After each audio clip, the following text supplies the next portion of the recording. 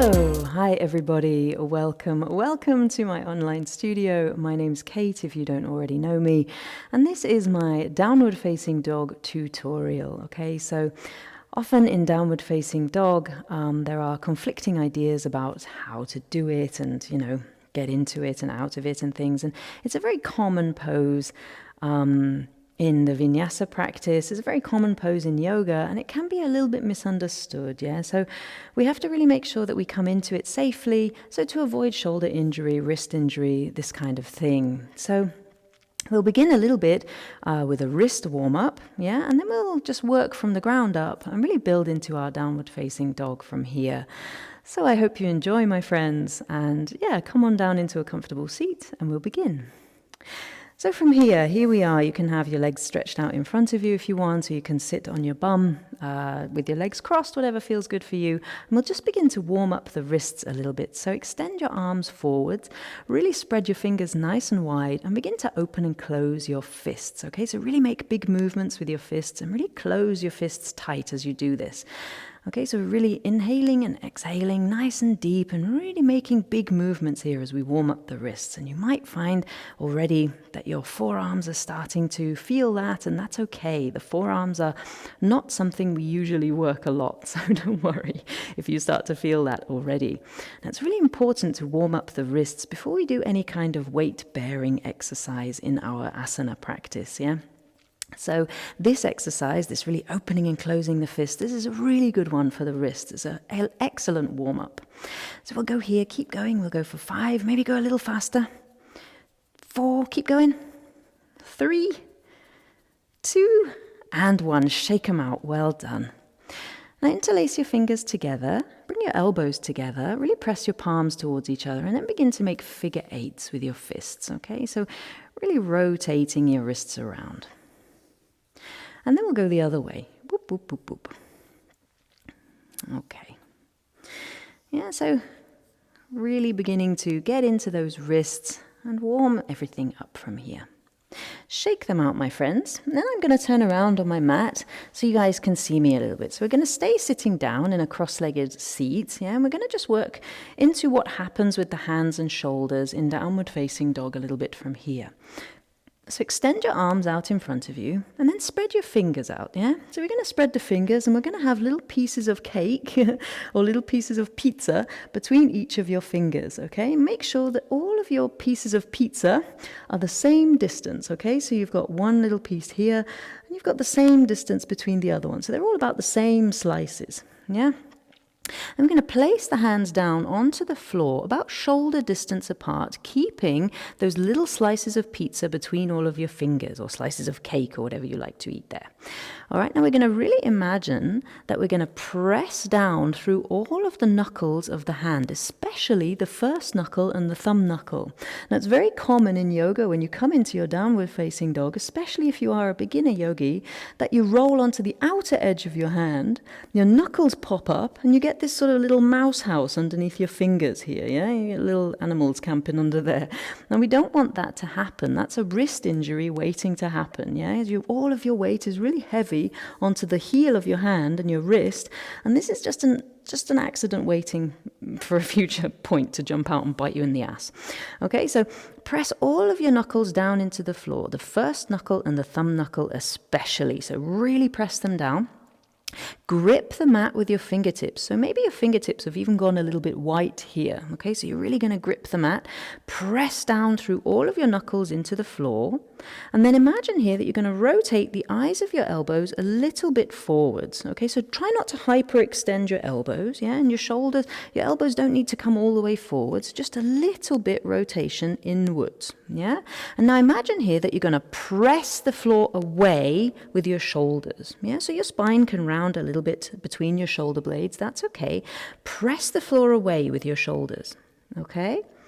Now from here, keep that pressing, keep the engagement of your hands, lift your hands away from the mat, and bring them shoulder distance. And now look what's happened with your shoulders. Your shoulders are pressed forwards, That's really okay, perfect. Now keep that as you bring your arms over your head, okay, and bring your arms level with your ears. So imagine here, now you're upside down, and you're pressing the floor away with your hands. Okay, so notice what's happened. Your shoulders has come up a little bit towards your ears. Okay, now that doesn't mean we're going to crowd the neck. Okay, we're going to let the neck be long and straight as we come into our downward facing dog, but we're going to make sure that the shoulders stay active. Okay, you can release your hands down. And we'll try that now going into the downward facing dog. Yeah, so we'll set up our position. Okay, so roll on over onto your knees. And then from here, we'll set up the hand position. So take your hands shoulder distance apart. You've got your little pizza slices between all of your fingers, yeah? You're gripping the mat a little bit with your fingertips. So your fingertips might have gone a little bit white. That's okay, yeah? All of your knuckles are pressing down into the floor, especially your first knuckle and your thumb knuckle.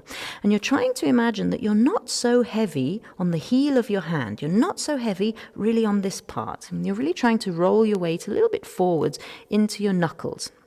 Yeah, and that takes great wrist strength, which means a good warm-up for the wrist is always good. Okay, so rotate the eyes of your elbows a little bit forwards. Press the floor away with your shoulders. Tuck your toes under and make sure that your knees are about hips distance apart. Okay, sink your butt back towards your heels. Press the floor away. Press your knuckles into the ground.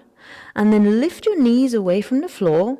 Lift your butt towards the sky, and imagine here that you could really press the floor away with your shoulders, so you're not hanging down into your shoulders here. Press the floor away, rotate the eyes of your elbows forwards, and press that first knuckle and thumb knuckle firmly into the mat.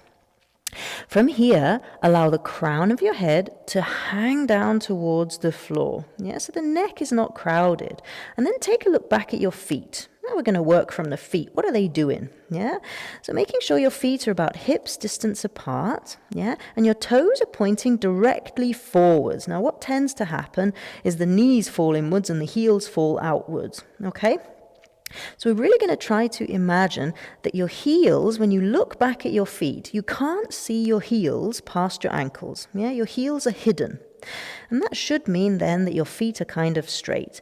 Now take a look at your knees. Yeah, notice if your knees are knocking inwards. Yeah, and try to imagine that you keep them pointing straight towards the front of your mat. Press the floor away with your hands. Come up onto your tippy toes a little bit and bend your knees a lot. And then stick your butt right up towards the sky as you imagine bringing your heels down towards the floor and extending your legs kind of in the direction of straight. Now be mindful here, friends. What tends to happen when you straighten your legs is your back rounds and your shoulders all go crazy.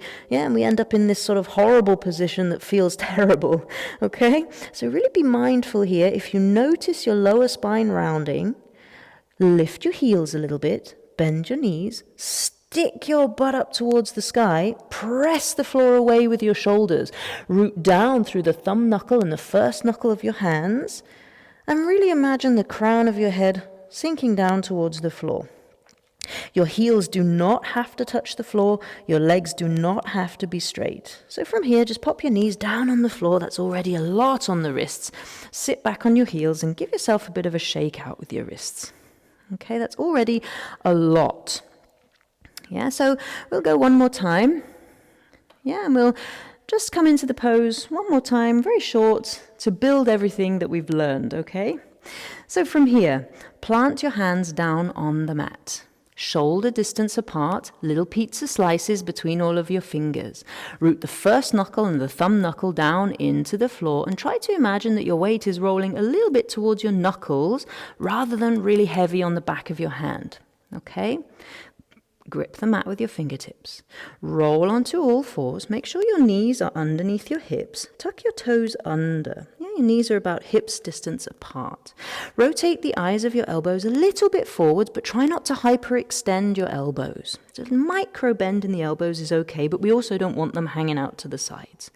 Press the floor away with your shoulders so the back part, the top part of your spine, is maybe a little bit rounded. That's okay, no problem. From here, shift your weight back towards your heels, take an inhale, and then as you exhale, press into the floor, press the floor away, lift your knees and lift your butt towards the sky. Your heels can move towards the floor, they don't have to touch, and your knees can move in the direction of straight, they don't have to be straight. It's very rare that I ever practice downward facing dog with straight legs. Really rare, and I've been practicing 15 years. So don't worry about it, yeah? It doesn't have to be the way it looks on Instagram, all right? Root down through all of your knuckles, root down through the first knuckle and the thumb knuckle, press the floor away, crown of your head nicely sinking towards the earth. Make sure you can't see your heels past your feet. Make sure your knees are pointing directly forwards and your spine is super long. Take an inhale, and then exhale. Pop your knees down on the floor. Boom. Sit back on your heels. Now, oftentimes in yoga, we'll hear instructions like spread your shoulder blades, yeah? Or make space between your shoulder blades and things like that. Basically, all that is a pressing away motion, yeah? So you're really imagining that pressing your hands forwards will spread your shoulder blades away from each other. I never got this when I was first practicing yoga. I never understood what that meant. I didn't know what it meant, spread your shoulder blades, yeah? But actually, through many years of practice now, and a few shoulder injuries along the way, I've realized that it means pressing the floor away and pressing your shoulders forwards. Yeah? So that's all that means if you hear that in a class, okay?